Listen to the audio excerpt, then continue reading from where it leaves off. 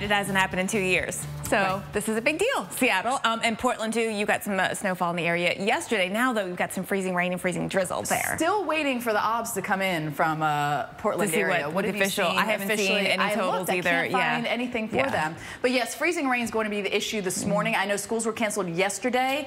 I'm assuming there might be some delays perhaps this morning. So we still actually have a lot of energy right off the coast. There's energy spinning around the Aleutians, the Gulf of Alaska. You know, that's going to keep us unsettled there in the northwest. The main system continues to track east as we go over the next couple of days into the weekend, Midwest. Right. So this low pressure, there is energy with it, but it's not going to be like a huge snowstorm for the Midwest and into the plains here. It's interesting that we're going to see some warming by the end of Sunday. So places like Chicago, you'll have a round of snow, but you actually could have some rain mixing in with snow later in the day. It's interesting you say that because I was looking very closely at the forecast for the Northeast this morning. Because it's like you get that warm surge, but can that snow get in just before the surge gets in? It's going to be tricky. It's a complicated forecast, as always. So we take a look tomorrow. We're going to see snow spreading over the Dakotas. There'll be snow, especially in southern Minnesota, Iowa, and then there'll be 2 rounds here in parts of, say, Wisconsin and Illinois. What's so interesting about this is Kaylee, and it prompted a name because of the warnings that were posted along the West Coast, where it only pumped out 2 inches of snow, but for them, they need the warnings, right? It's all relative to what you can expect. Just because it has a name doesn't mean it's going to be like this massive snowstorm, but hey, 2 inches is massive for some people. All right, so the frozen tundra of Lambeau Field. It's frozen this morning. It's not going to be as cold by the time we get to Sunday, but we're going to see some snowflakes flying by this point. Right, so here are snow totals. Again, it's not a massive snowstorm, nothing that you can't handle in the Midwest, but because 2 inches is a big deal in the Northwest, that's why we gave it a name. Now it moves into the Northeast. Monday, rain, snow, it's going to be tight. Yes, so take a look at Boston. I'll tell you what, Foxborough, we're really going to be watching that radar. It may wrap up before things start there, but we got to watch. Yeah, I think it's going to probably be able to get out before the game starts there. Man, a lot of X's and O's in that forecast. Busy times out there. Playing in the snow, what fun. All right, we'll give you some more snow to play in, too. So here we go, tracking Winter Storm Kaylee. As Steph and I just talked about, it moves east this weekend, bringing snow first to the Midwest, and it's not going to be the foot of snow you saw in North Dakota this past week, but you'll get a couple of new inches out there, especially across South Dakota, Minnesota, into Iowa. We're going to see some snow in Chicago, 2 rounds, likely one early in the day, all snow late in the day. We're going to watch that rain-snow line really closely. Indy, you're right on it as well. We'll watch southern Ohio, Cincinnati. Should be all rain, but a chilly rain as that. And then the Northeast is on a Monday. I think that's a shame. All right, but they haven't changed this. That Mother Nature has a secret weapon to produce big snow, and that is called the Lake Effect Snow Machine. It's like a super soaker snow maker. You need a couple of key ingredients, and one is an unfrozen lake. The Great Lakes work very well for this. And then you need some cold Arctic air. The bigger the difference between the air temp and the lake temp, the better to create snow. Now, the cold air will move over the lake, and as that happens, you're going to get water vapor evaporate into it. The air itself warms. This is a recipe for clouds and snow, and you get these bands of clouds that develop, and you get the snowfall that can be intense, and you get some big accumulations from lake effect snow. So what happens is you get this cold air that moves in the right direction over the lakes, and then downwind, you're going to see some big snows develop, and it can really be dramatic in the areas where there's not a lake effect snow band, and there is. You go from basically great visibility, no snow on the ground, to go down in the city, and you might be dealing with inches, if not feet, of snow. Now, sometimes when the difference between the air temperature and the water temperature is so great, you get so much instability, you get thunder snow. Oh, yes! Yes! Yes! We got it, baby! Is that Jim? We got it! We got it! We got it! We got it again! Thunder snow! This is unbelievable! Yeah. I mean, seriously, how many times can one man get thunder snow on live television? Unbelievable. I mean, guys, it is absolutely, forgive the word, but puking snow right now. It's coming down 3-4 inches an hour. Look at how high the snow is. I can barely walk in this stuff. But because we have thunder and lightning out through here, we know that's dangerous. I'm going to head inside and admire it from within.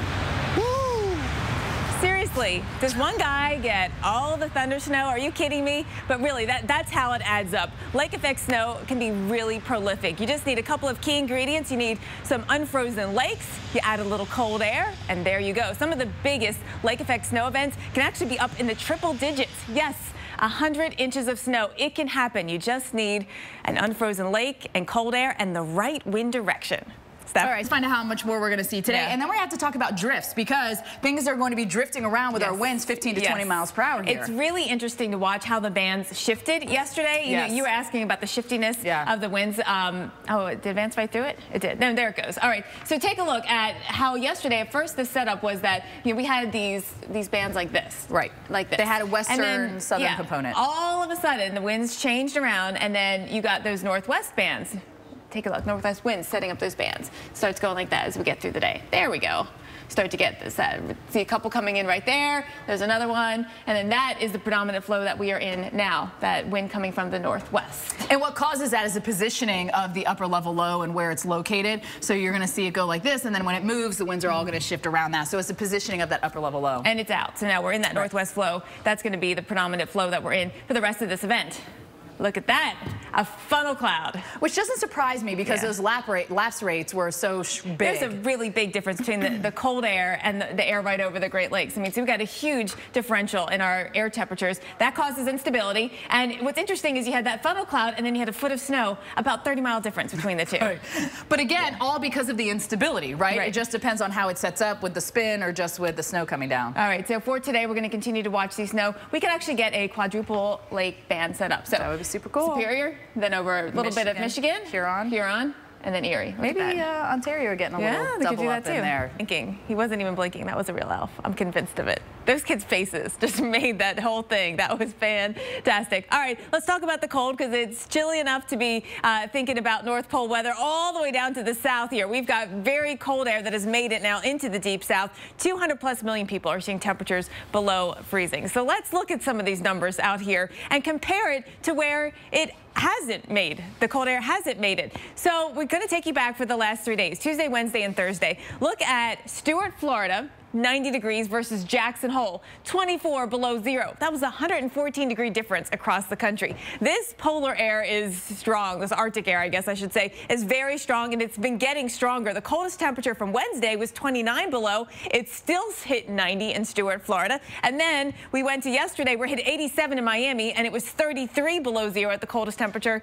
120-degree difference across the nation. So this is some very strong Arctic air that keeps getting colder, right? We're going to continue to see that cold air surging southward. It's made it all the way down to even Mobile, where you recorded some sleet overnight. Didn't stick around, didn't really be measurable, but you had it on your observations nonetheless, and you probably heard it on your rooftops out there. That wasn't your elf. That was the sleet. All right, so here's where temperatures are right now. We're in the 20s from Nashville to Atlanta. Still warm across South Florida, although it is cooling down all across northern and central Florida. By Florida standards, you're definitely feeling a chill. This is the high temperature today. Tampa, 63 degrees. Jacksonville, we're going to stick in the 50s, and that's it. We go farther to the north, where temperatures are a little bit below average. The true Arctic air hasn't really made it here just yet, but enough of that Arctic air is moving over our unfrozen Great Lakes that we're going to keep on getting that lake effect snow. So let's talk about that. And interestingly, if you're closer to the lakes, you're going to stay in the clouds, you're going to stay in the snow, but along the eastern seaboard, it's going to be sunny today. All right, so lake effect snow warnings are still up. Many of them now extended through tomorrow evening. So this is ongoing. Started yesterday, continues today, ongoing through tomorrow. Some of those bands set up this morning have been very heavy, especially just to